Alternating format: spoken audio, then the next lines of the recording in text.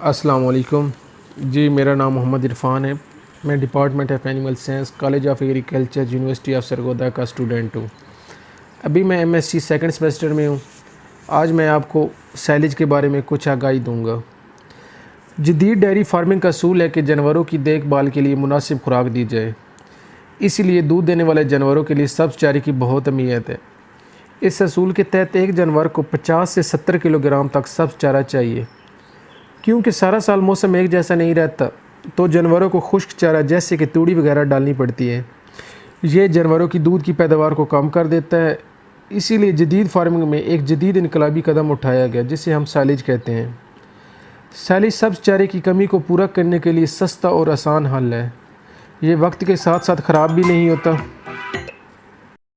और ग़िज़ाइयत में भी सब्ज़ चारे की तरह भरपूर होता है। 1 एकड़ की मकई का साइलेज 4 जानवरों के लिए 1 साल के लिए काफ़ी होता है।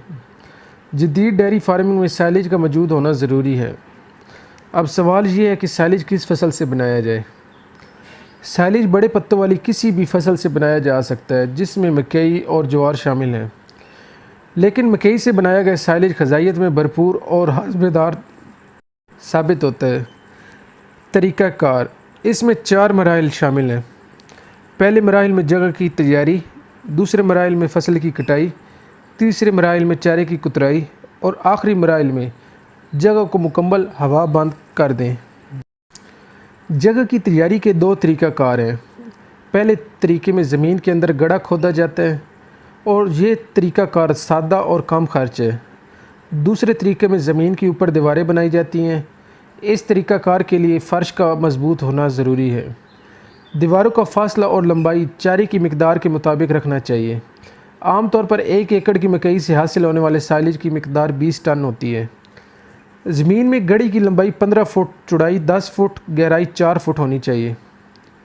अगले मराइल में चारे की कटाई होती है।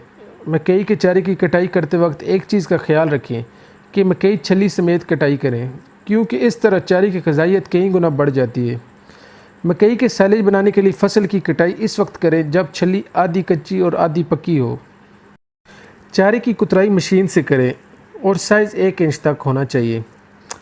हाँ, एक बात याद रखें, अगर चारे की मिकदार बहुत ज़्यादा है तो मशीन का इस्तेमाल ज़रूरी है।